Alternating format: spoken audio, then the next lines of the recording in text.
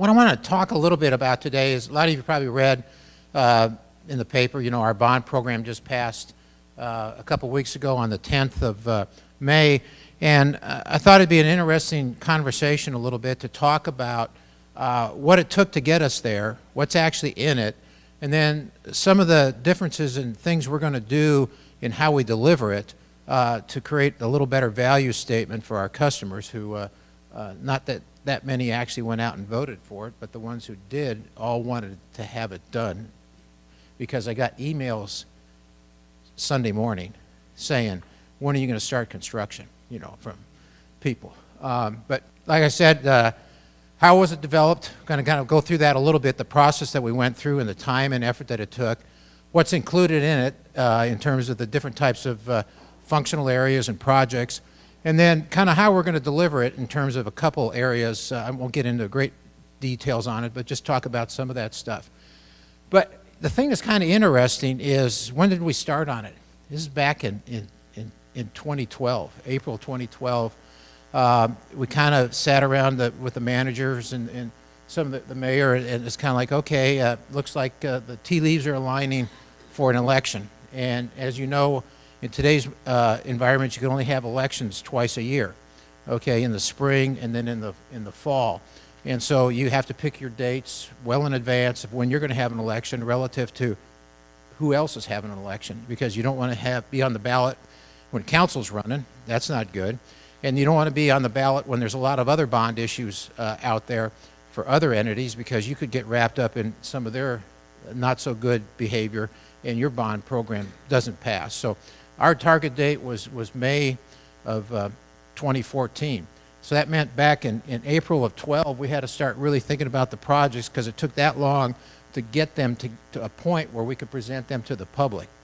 And so as soon as we started developing the projects, you know, the first thing you got to do is get with our 9 elected officials. We have single-member districts in Fort Worth, so each of them have a geographic area that they represent. The only person that's elected at large is the mayor in Fort Worth. And so each of them have specific things they'd like to see accomplished as part of a bond program. So it's important to engage them, and we had a lot of one-on-one conversations with them as to, you know, here's the list that you've got as an elected official, here's the list that we've got that people keep asking for, and as a result, we've got a lot to choose from. The list is this long, and the ability to do it is a much shorter situation, so you have to be strategic as to how you pick projects out there. As part of the process, we had 3 formal council workshops where all council members were there. We went through the process of kind of, here's the types of programs we've heard from the community they'd like to see happen in terms of different functional things included in a bond program, and just worked through them in an open session. Basically, those are probably about 2.5 hour workshops, open to the public, televised on TV, and created an openness of how we're developing the bond program. One of the things that we didn't do in the past is staff just kind of scoped the projects out previously and figured out, okay, I think it's about $5 million to do this, $6 million to do that. And then when you actually got the bond package passed and you started to do the work, you found out it really costs a lot more. And then you're trying to scurrying around, trying to figure out how to deliver this big bond package that's short, you know, 10, 15, 20, 30%. It creates a problem. So we ended up hiring a firm to help us scope the projects out and estimate them out. But that took place back in November of 12 when we got them on board to start doing it, because we started out with a list of about 50 large projects in terms of arterial projects, big bridges and things of that nature. And we're starting to whittle ourselves down because we ended up with 16 of them from a financial perspective.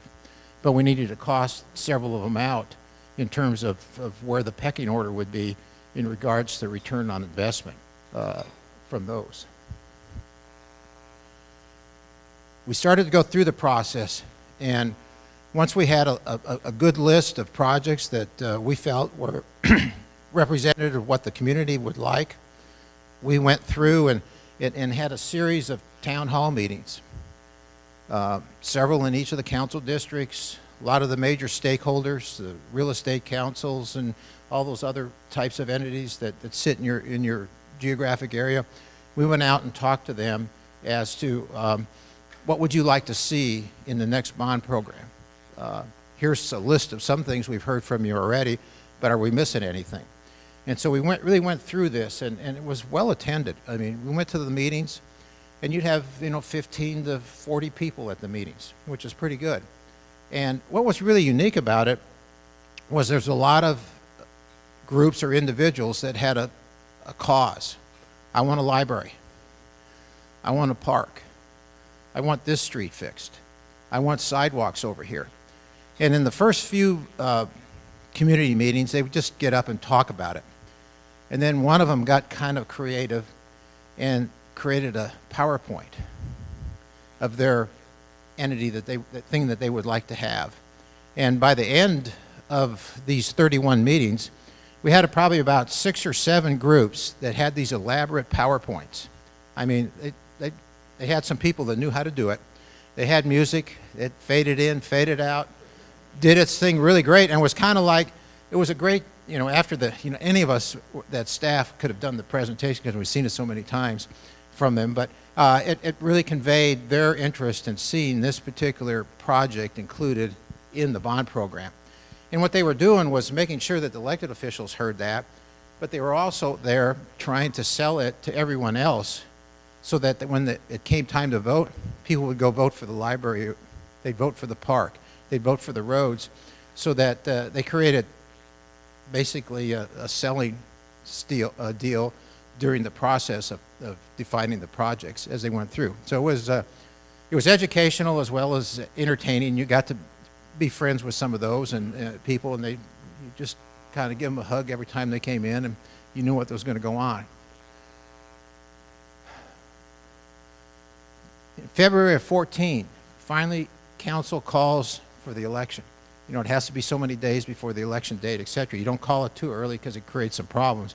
So you can see we started in 12, and basically in February of 14, you're finally calling for the election. That way you define the projects that you're going to have in the bond program.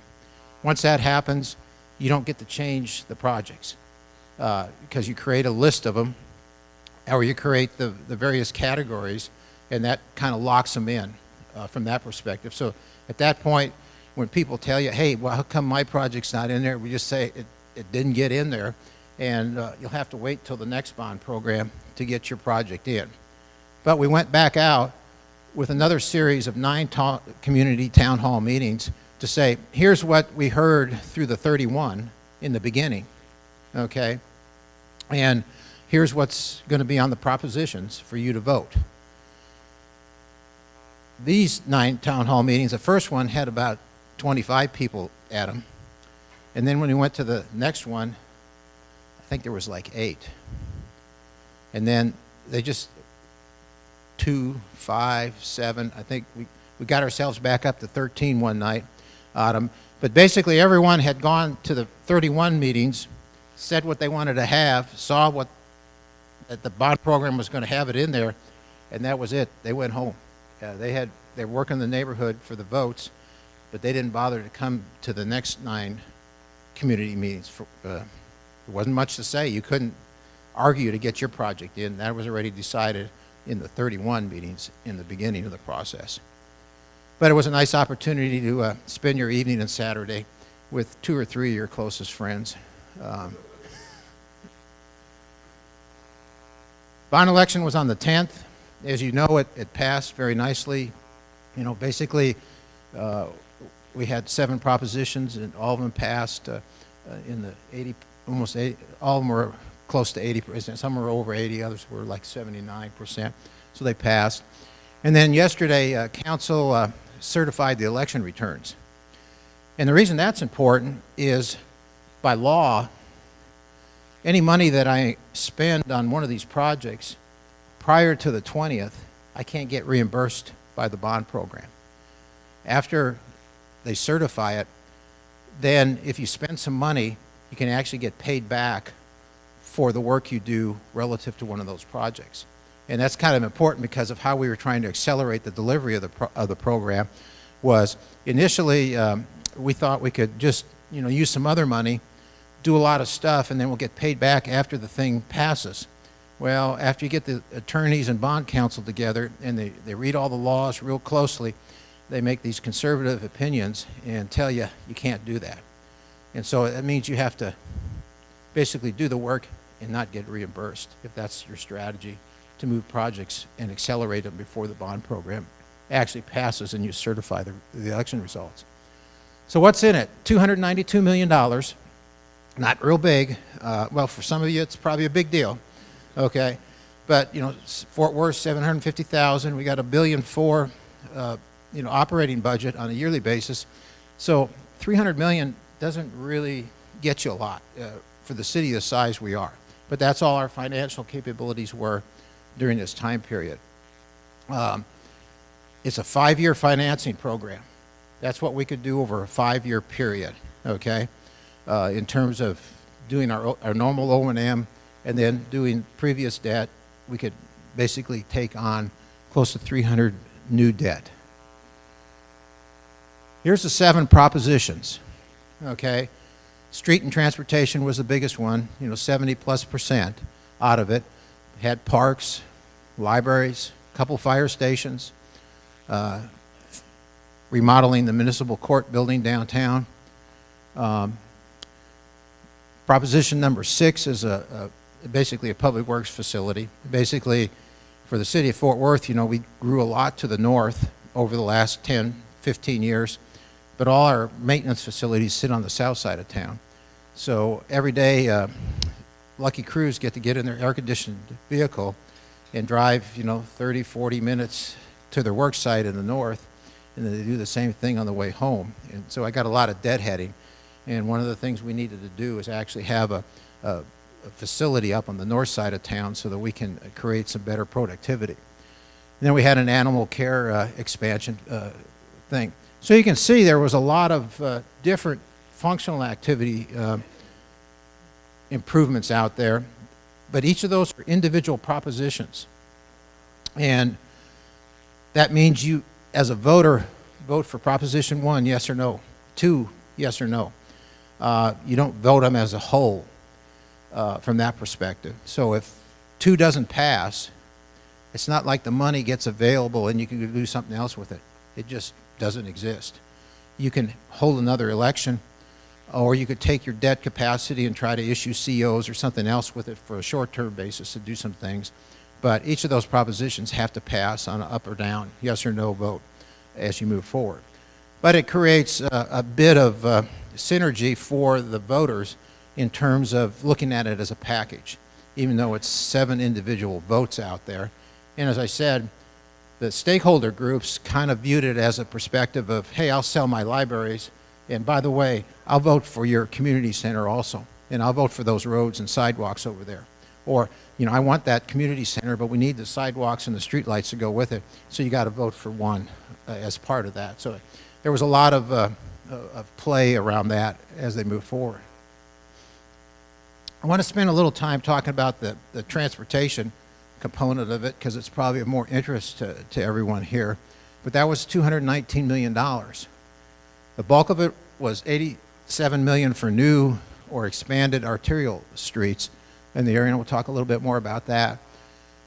We had $62 million for street reconstruction rehab. Fort Worth's got a lot of old parts of town. It's just not new, and those places need to get fixed. And that was one of the biggest outcries of the community was, how do you fix what I got today? Then we had a group of packages of smaller things that really addressed individual needs in different neighborhoods of sidewalks. Prior to the last 10 years, sidewalks weren't required as part of the development process. So you'd have places where you had a piece of sidewalk and then no sidewalk. School got built and, hey, it's new, but the subdivision's old and there's no sidewalks leading up to the school. How do you put them in? This is where that happens in this program. So it was something that the community really wanted. Bridges, there was $10 million to kind of fix and rehab some of our older bridges in the city. $10 million for traffic signal improvements. A lot of people thought that was $10 million worth of new traffic signals. We said, no, we just want to fix some of the old ones so that when it rains, they don't go on flash, okay? Because the power's all messed up on them in the conduits and things of that nature. Intersection improvements is a big idea. Everyone, you know, hey, can you just add a little more to that turn lane? Can you put a right turn lane in there? Can you keep the trucks from going over the curb every time they make a turn? So a lot of improvements there on intersections. Quiet zones, you know all the railroads that sit around here, and you know everyone goes, how do you keep that train from blowing that horn? Well, it's a quiet zone, and every one of those quiet zones takes some geometric design in addition to putting the median up and the pylons and doing all the electronic things that you got to do with quiet zone. And then we had $5 million for streetlights.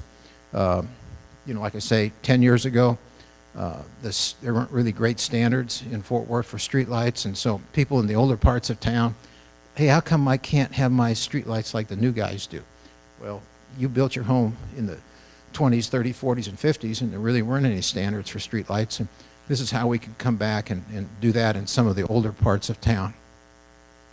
Then we had another series of projects for transportation grant matches, and basically that's allowing us to match grants that come out of TIFs or the state or the county where we have maybe a smaller project. I don't have any other money to leverage to make it come together. And so we actually, out of that 4 million of that is leveraging with a TIF for $5 million of their money to do street improvements in one of the geographic areas. Urban villages is basically a lot of sidewalks, streetscape, trying to create that urban environment in there. Transit-oriented development is kind of targeted at the TexRail project to deal with a couple of the stations that will be coming as part of the TexRail project that we need to do some things with. Just a little bit of money for bicycles because there was a community interest in it. Right now we fund that off of some of the other projects, but if I got a little missing piece of something, I don't have any place to dip into a pocket to fund that from, and that's where that 1.3 will go to. Public art is 1% of the transportation component piece. You probably heard a lot about that in Fort Worth recently. In the other parts of the bond program for libraries, parks, it's 2%, but council made a decision for this one-time bond program, they'll do 1% art for the transportation components. And then the last category is for enhanced public-private agreements where developers or someone else is coming in doing something, and you know, it's like, hey, I need to finish this out just a little bit more. How do I have some public money to deal with it because it's off-site from the developer? And that gives us a little matching money from that perspective. Like I said, in the beginning there were like 50, 60 major arterial projects. I could have doubled that with no problem, but we ended up whittling it down to about 16 arterial projects that when you go around the community, this is the ones that they really wanted to see built. And a lot of them were new alignment arterials, and they were the missing links where development occurred.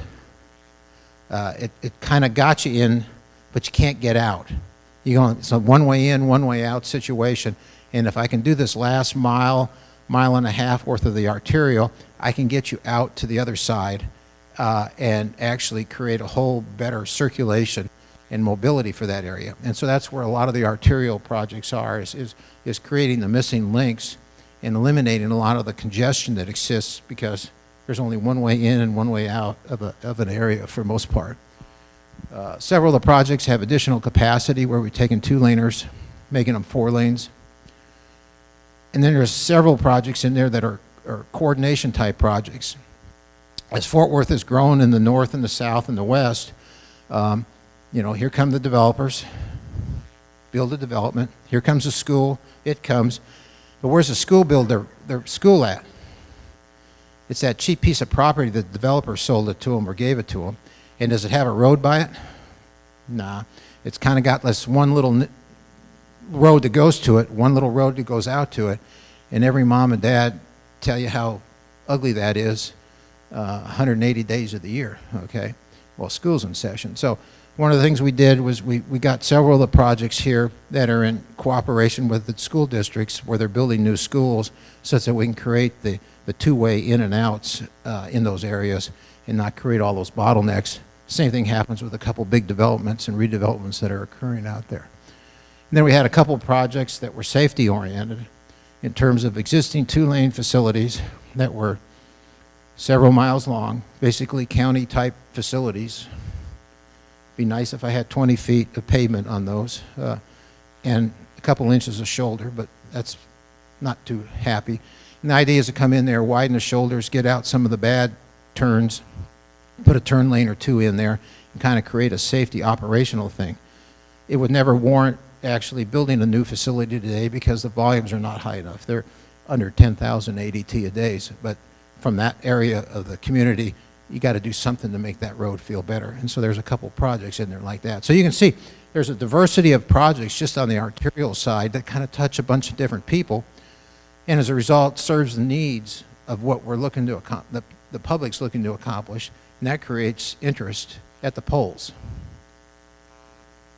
On the street reconstruction side, we looked at basically arterials that are messed up, neighborhood streets that need a lot of work, and then we had a lot of major concrete rehabilitation efforts. I guess it's a little hard to see on the bottom one, but a lot of asphalt streets in Fort Worth in the older parts of town.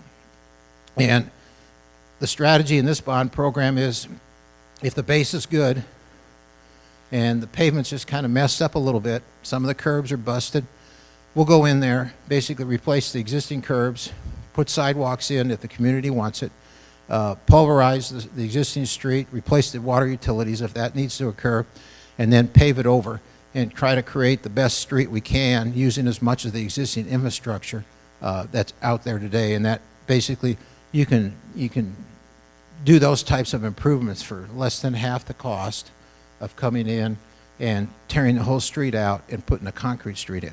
So you get a lot more return on your investment. In the past, the bond programs were replacing asphalt with concrete.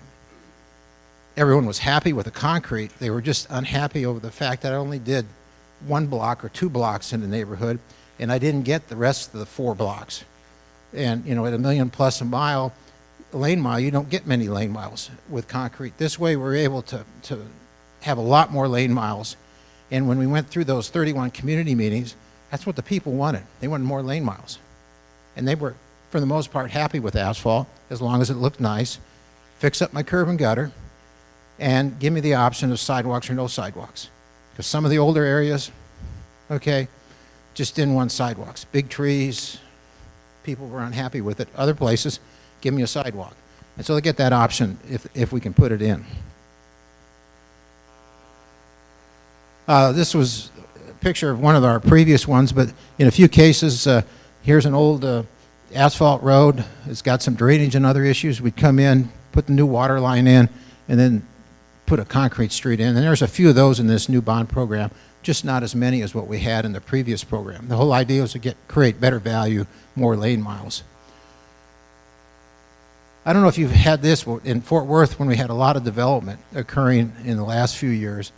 We had a lot of situations where we had premature street failures, and that little sewer line or water line never really got compacted very good. And so then it decided to settle down a little bit, and then the pavement on top of it went away. Here's kind of a unique picture where they excavated away one of the really bad areas, and then this panel wasn't actually sunk down or cracked very much, but you can see there was a little bit of a void underneath there. And so out of the bond program, that's a big issue in a lot of the neighborhoods, and they wanted to have some money thrown at that.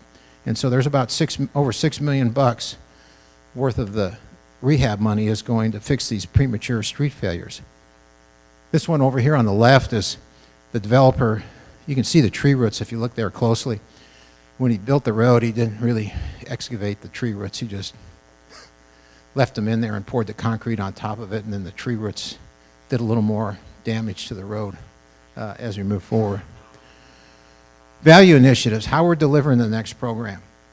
I can go on a lot about this, but I wanted to talk about three of the things. One is the delivery methods, a little bit on utility coordination, because that really drives how efficient you can be in terms of fixing a lot of, especially the neighborhood streets up. And then some techniques we use to accelerate delivery. But the whole thing is risk and control in terms of how you do your project delivery, and who carries that risk and who carries that control. You know, everyone wants to have all the control and then give everyone all the risk, and it doesn't work that way. You got to kind of balance that out. And so today, you know, we're kind of got that sweet spot in the middle where here's what the vendor has, and then we have the stuff that sits out on the ends. And how much do we have? How much do they have?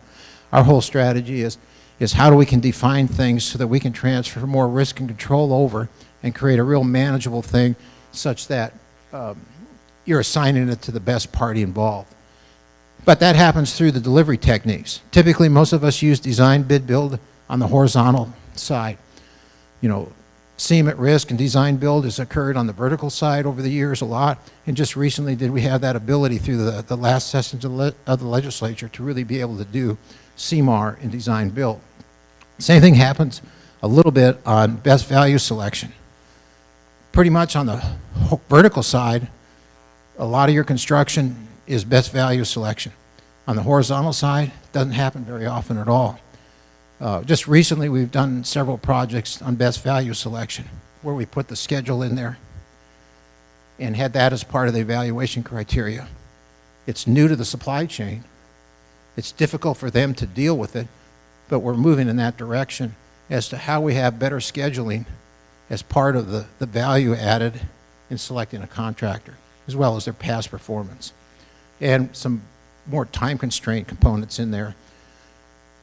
We have a series of roundabouts that we're constructing, and what we're doing there is we had time constraints where they had 90 days to do the construction, and they had to put their schedule together relative to the penalties associated with early completion and late completion out there.